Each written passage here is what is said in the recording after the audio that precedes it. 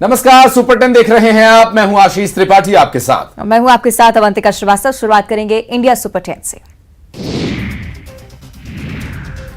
मन की बात का 100वां एपिसोड आज पीएम मोदी के कार्यक्रम के 9 साल हुए पूरे। देश भर के 4 लाख सेंटर्स में होगा प्रसारण। यूएन में भी होगा 100वें एपिसोड का टेलीकास्ट। पीएम मोदी कर्नाटक विधानसभा में एक चुनावी रैली को संबोधित कर रहे हैं और यहां पर उन्होंने किसानों को संबोधित करते हुए कहा कि ये मेरा सौभाग्य है कि इस विधानसभा चुनाव में मेरी शुरुआत बीदर से हो रही है। बीदर का आशीर्वाद मुझे तब भी मिला था जब मैं पीएम पद का उम्मीदवार बना था। मोदी ने यह भी कहा कि चुनाव कर्नाटक को देश में नंबर 1 राज्य बनाने का चुनाव है। उन्होंने कहा कि एक समय था कि जब कांग्रेस की सरकार कर्नाटक के लोगों को पीने के लिए पानी भी नहीं दी थी।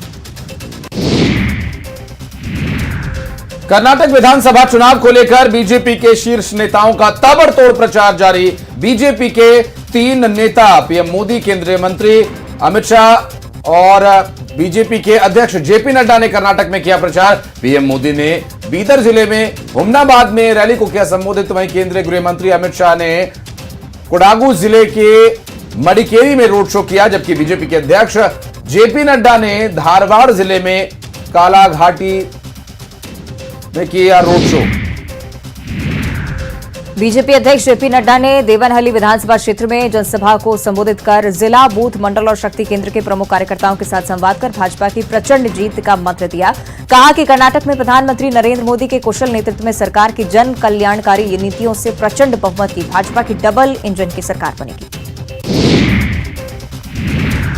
मुख्तार अंसारी के बाद उनके सांसद भाई अफजाल अंसारी को भी गैंगस्टर एक्ट के तहत मामले में दोषी करार दिया गया। कोर्ट ने अफजाल अंसारी को 4 साल की सजा सुनाई। यूपी के बहुचर्चित कृष्णानंद राय हत्याकांड और व्यापारी नंद किशोर रुंगटा अपहरण के बाद मुख्तार और अफजाल पर गैंगस्टर एक्ट में केस दर्ज किया गया था।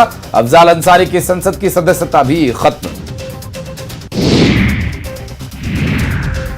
माफिया अतीक अहमद और उसके भाई अशरफ की हत्या का मामला, जिसमें 3 आरोपी लवलेश तिवारी, सनी और अरुण मौर्य को प्रयागराज सीजेएम कोर्ट में वीडियो कॉन्फ्रेंसिंग के जरिए पेश किया गया, जिसके बाद कोर्ट ने तीनों आरोपियों की 14 दिन की न्यायिक हिरासत बढ़ा दी। अदालत ने तीनों आरोपियों को 12 मई तक के लिए न्यायिक हिरासत में भेज दिया है, जिसके बाद उन्हें फिर से कोर्ट में पेश किया जाएगा।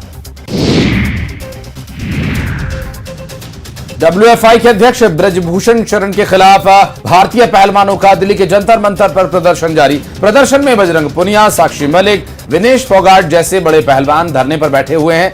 पहली प्राथमिकी एक नाबालिग द्वारा लगाए गए आरोपों से संबंधित है और उसके बाद यौन अपराधों से बाल संरक्षण अधिनियम और भारतीय दंड संहिता की प्रासंगिक धाराओं के तहत मामला दर्ज किया गया। जंतर मंतर पर धरने पर बैठी महिला पहलवानों की शिकायत के बाद कुश्ती महासंघ के अध्यक्ष ब्रजभूषण शरण के खिलाफ एफआईआर दर्ज हो चुकी है। कुश्ती संघ के अध्यक्ष ब्रजभूषण सिंह के खिलाफ पहलवानों का धरना लगातार बड़ा रूप लेता जा रहा है। शनिवार के दिन कांग्रेस की प्रियंका गांधी भी इस धरने में शामिल हुई। कांग्रेस नेता साथ ही साथ पहलवानों के साथ लगभग 1 घंटा उन्होंने बिताया। इस दौरान उन्होंने उनकी परेशानियां सुनी, साथ ही साथ उन्हें सांत्वना दी है, सरकार से सवाल भी किए। उन्होंने पूछा है कि सरकार ब्रजभूषण सिंह को क्यों बचा रही है। इसके साथ ही प्रियंका ने पीएम मोदी पर भी निशाना साधा। देश के बड़े पहलवान जंतर मंतर पर अपनी मांगों को लेकर लगातार धरना प्रदर्शन कर रहे हैं। इस प्रदर्शन के बाद धीरे धीरे कड़ियां अब खुलती जा रही हैं। पहले तो दिल्ली पुलिस के कुश्ती महासंघ के अध्यक्ष ब्रजभूषण शरण सिंह पर एफआईआर दर्ज किए जाने के बाद अब खुद ब्रजभूषण सिंह ने विरोध प्रदर्शन के बीच एक बड़ी बात कही। उन्होंने बताया कि आखिर पहलवान किस चीज और किस नियम को लेकर यहां विरोध कर रहे हैं। सूरत की सेशंस कोर्ट से राहत न मिलने के बाद राहुल गांधी ने मोदी उपनाम के मामले में गुजरात हाईकोर्ट का दरवाजा खटखटाया है। राहुल की ओर से इस मामले के अर्जुन सुनवाई के लिए अनुरोध किया गया था। याचिका पर शनिवार को हाईकोर्ट में सुनवाई हुई। कोर्ट ने शिकायतकर्ता पूर्णेश मोदी को रिकॉर्ड पर दस्तावेज पेश करने के अनुरोध को स्वीकार किया है। ऐसे में अब इस मामले में 2 मई को अगली सुनवाई होगी।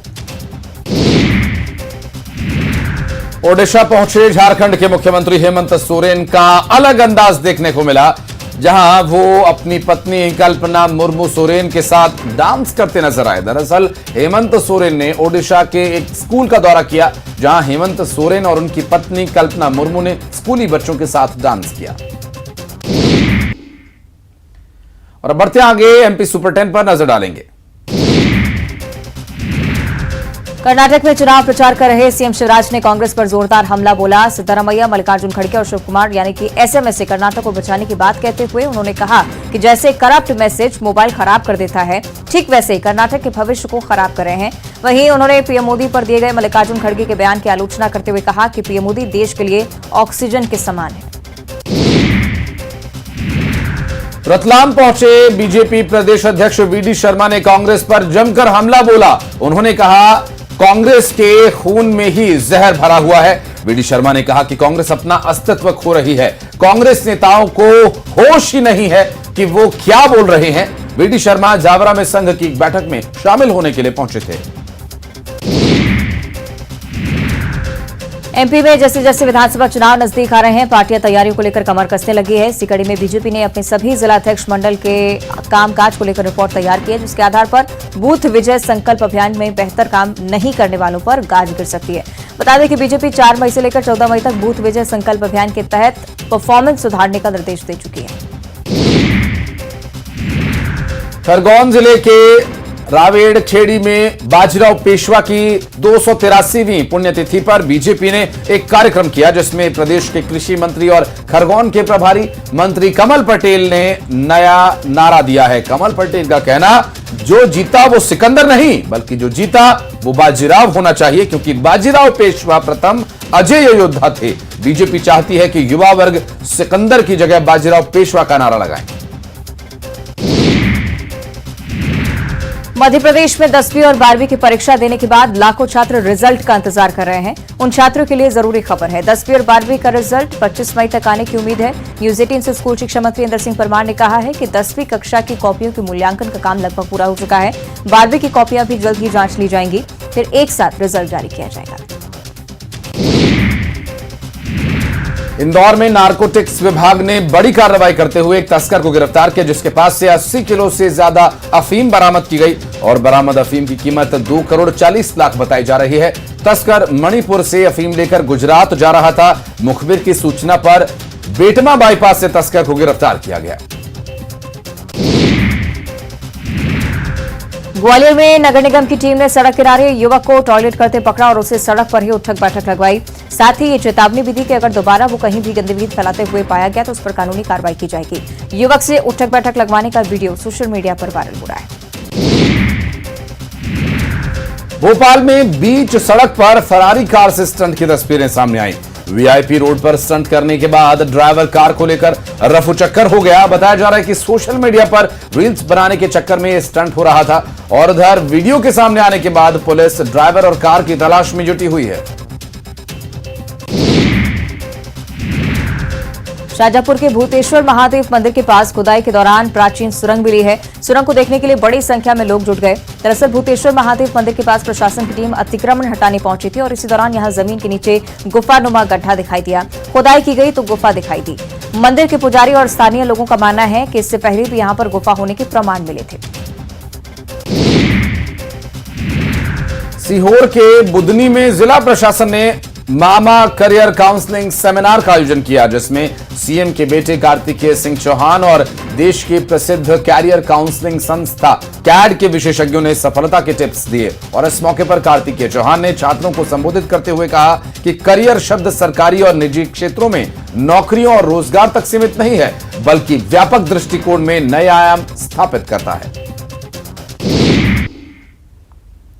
और अब देखिए छत्तीसगढ़ सुपर 10।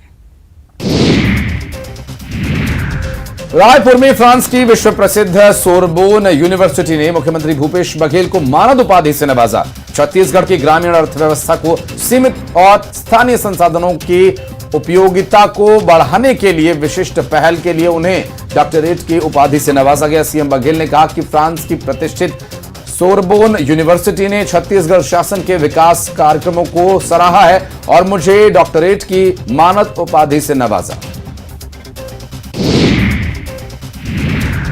इसरो के पूर्व वैज्ञानिक डॉक्टर टीएन सुरेश ने सीएम भूपेश बघेल की तारीफ करते हुए उन्हें साइंटिफिक चीफ मिनिस्टर बताया। उन्होंने कहा कि सीएम बघेल केवल चीफ मिनिस्टर नहीं बल्कि साइंटिफिक चीफ मिनिस्टर हैं। उनका संबोधन हमको प्रेरित करता है। अपने परिवेश की सही समझ और वैज्ञानिक चेतना से हम बहुत आगे बढ़ सकते हैं।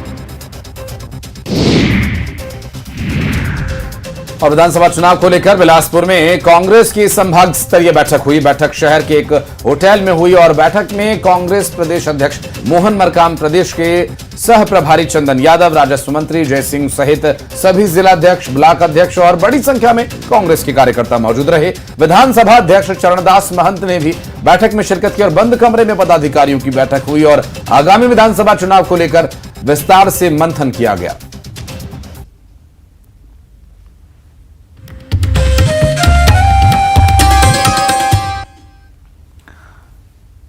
और अब बात करेंगे प्रधानमंत्री नरेंद्र मोदी की, जिनके आज मन की बात के 100वें एपिसोड का प्रसारण शुरू होने वाला है। सुबह 11 बजे पीएम के कार्यक्रम का प्रसारण शुरू होगा।